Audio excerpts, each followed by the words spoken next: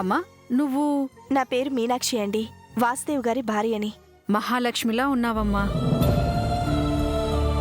వాసుదేవ్ లాంటి మంచి భర్త దొరకడం నిజంగా నీ అదృష్టం అమ్మా.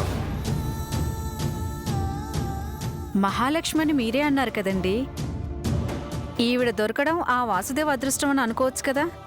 పోనీ అలాగే అనుకుందాం. దేవ్ ఉన్నాడమ్మా? ఏదో చిన్న పనుందని బయటికి వెళ్లారండి. రావడానికి లేట్ అవుతుందేమో. మేము వచ్చామని చెప్పి ఓసారి ఫోన్ చేయమ్మా, మాట్లాడతాను.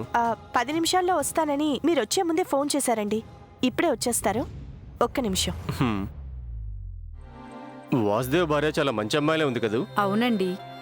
అవును, పంతులు గారికి ఫోన్ చేసావా? చేశానండి. సాయంత్రం ఇంటికొచ్చి అడ్వాన్స్ కూడా తీసుకెళ్ళమని చెప్పాను. కాఫీ తీసుకోండి. థ్యాంక్స్ అమ్మా. థ్యాంక్స్ అమ్మా.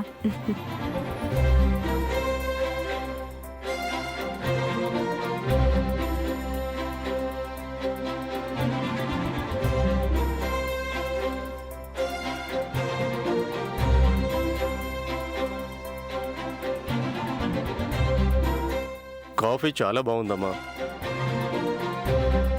నమస్కారం అండి. నమస్కారం బాబు. కూర్చోండి. ఎంతసేపు అయిందమ్మా మీరు వచ్చి? ఇంతకు ముందే బాబు. మీ మంచితనానికి తగిన మంచి భార్య దొరికింది బాబు.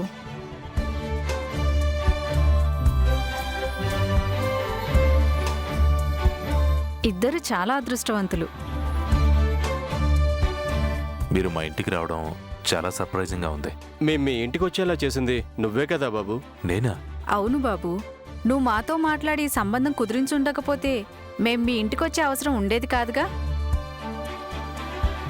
ఎంగేజ్మెంట్కి ముహూర్తం పెట్టించాం. మొదటి ఇన్విటేషన్ కార్డ్ మీకే ఇద్దామని వచ్చాం. నిశ్చితార్థానికి మీరు మీ భార్య పిల్లల్ని తీసుకొని కుటుంబ సమేతంగా రావాలి.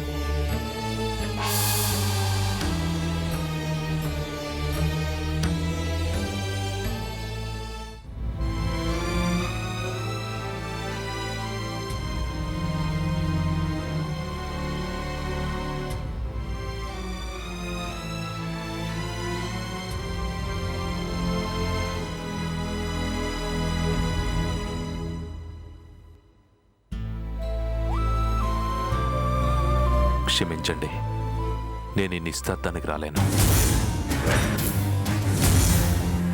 అదేంటి బాబు? నేను ఫ్యామిలీతో కలిసి అవుట్ ఆఫ్ స్టేషన్కి వెళ్తున్నాను. అంచేత ఈ ఎంగేజ్మెంట్కి రావడానికి వీలు పడదు.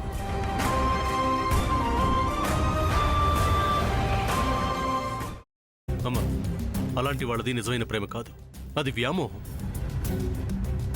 ఎగ్జాక్ట్లీ చిన్నత్త, నిజంగా ప్రేమించుకున్న వాళ్ళు అలా చేయరు. ఎంత మనసు విరిగిపోతే కన్న కూతుర్ని పట్టుకొని మా దృష్టిలో చచ్చిపోయా ఉంటుందా తల్లి? అది సరే అమ్మా, తన కూతురుతో తన మాట అనేటప్పుడు ఆమె మాటల్లో వ్యథ, కళ్ళల్లో బాధ గమనించావమ్మా? పెద్దబాబుకు బర్త్డే విషెస్ చెప్పు కూడా వెళ్ళాం కదా. ఊరికే ఎలా కాలిపోతుంది? మంట పెడితేనో పడితేనో తగలబడుతుంది.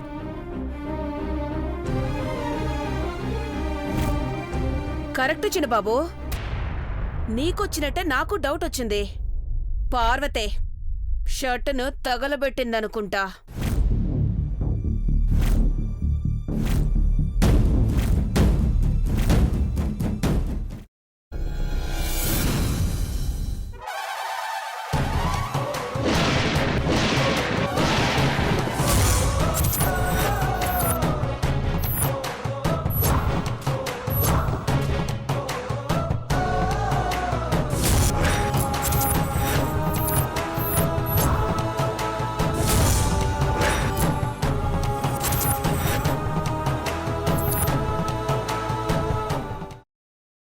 తర్వాత పొట్టు తీసేసి చాప్ చేసి పక్కన పెట్టుకోవాలి.